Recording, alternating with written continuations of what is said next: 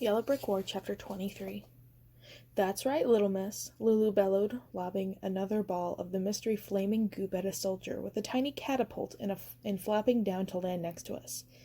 "Never send a human to do a monkey's job. It's what I've been saying for years. But does anyone listen to me? Of course not." She was dressed in a dapper military uniform, complete with an admiral's star pinned to the breast, and a little leather flight cap. Her wings were made of an elaborate combination of wire, leather, and string. Monkeys, both winged and wingless ones, wearing homemade wings like Lulu's, were landing all around us, fighting to clear space. Toto's 3 heads whipped around as he snapped at the monkeys in midair.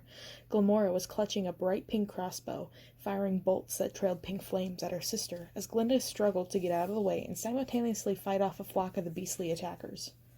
I was so glad to see the monkeys that I almost grabbed Lulu and hugged her, but there wasn't time for rejoicing. "Can you get Pete and Ozma back to the castle?" I asked. With a nod, Lulu barked an order, and several monkeys detached from their formation and hoisted Pete and Ozma into the air like baggage. Ozma kicked her feet delightedly as the monkeys carried them over Dorothy's and Glinda's troops. Lulu covered them from the ground, catapulting wads of the monkey's fiery weapon at Glinda's soldiers. "What is that stuff?" I yelled over the noise of the battle. "Sunfruit napalm," Lulu said proudly, adjusting her leather cap and making out another of Glinda's soldiers. "Family recipe. Sunfruit, rotten bananas, and you know what." She jerked a thumb toward her backside. That explained the smell. "Dorothy's got bats on her belt in her belfry," Lulu said, shaking her head as she lobbed more sunfruit napalm in the fry. "She's been unhinged since the beginning. But this is a whole new level of nuts, assuming we get out of here alive." She crossed herself briskly, which, at this point, does seem like a lot to ask. I'm definitely going to have a word with the wizard. Of course, she had no idea how much had happened since we'd split up at the Emerald City. "The wizard's dead," I said. "He used me and Dorothy to open a portal to the other place, and then Dorothy killed him." One of Dorothy's mechanical soldiers lunged at Lulu, and Nox ran it through before she could react. It struggled violently at the end of its blade. Shuddering in disgust, I chopped it into pieces. As if it could hear me, Toto roared. From across the battlefield, Mombi and Gert were throwing long chains of magic, trying to restrain Toto as he charged into the fray. But his tough, scaly hide was magic repellent, and Dorothy only cackled as their magic bounced harmlessly away. His spiked tail swept in both directions behind him, knocking out Glinda's soldiers, and plenty of Dorothy's, like dominoes. His 6 red eyes glowed with hatred as he snatched monkeys out of the air and devoured them in 1 or 2 bites. Nox and I might be able to hold off Dorothy and Glinda's soldiers, but nothing can stand in the way of Toto. "We have to take out that damn dog," Lulu said grimly as she fought. "I don't know how we'll get close enough," I panted, lopping the metal head off one of Dorothy's soldiers with my knife. It flew right through the air and landed at my feet, gears whirring. A single eye stared up at me, blood running from its socket like tears. Disgusted, I kicked the head away.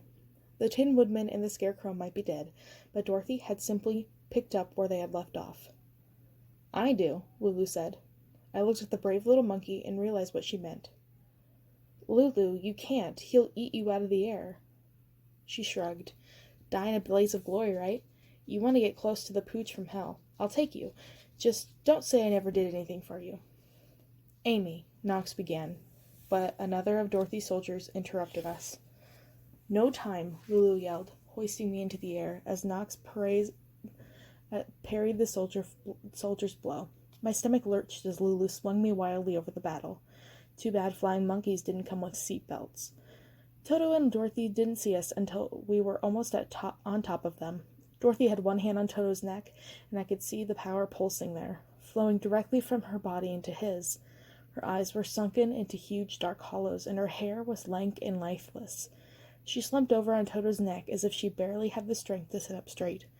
Turning Toto into the Hulk of house pets was taking a serious toll on her. I thought of my mom, hollow-eyed and worn after a bender. Dorothy looked the same way.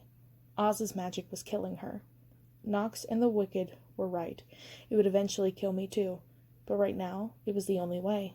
One set of Toto's jaws snapped shut, and the bottom half of a monkey fell out of the air as Toto gulped down the rest. Ready? Lulu said. I wasn't. I'd never been more terrified in my life. But it didn't matter. Before, when I used Odd's magic, it felt like turning on a faucet, like something I could control, even if it didn't always understand it. But something had changed. I remember what Knox had said to me before Dorothy had pulled us into Kansas, that Oz's magic was coming back, and that it was a will of its own. I could feel it, like some massive alien awareness behind the flow of power. It was like I'd unleashed a raging torrent. The magic was powerful enough to knock my consciousness out of my body, sending my mind floating upward as Lulu carried me toward Dorothy.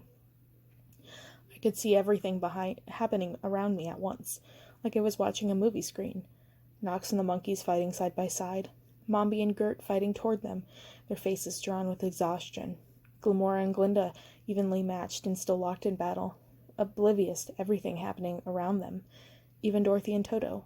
I could feel power backing up inside me, and faintly understood that I had tapped into something that had the potential to destroy me. But there was no stopping this magic. It was like a leaf floating down a raging river. All I could do now was try to survive whatever it was I'd let loose.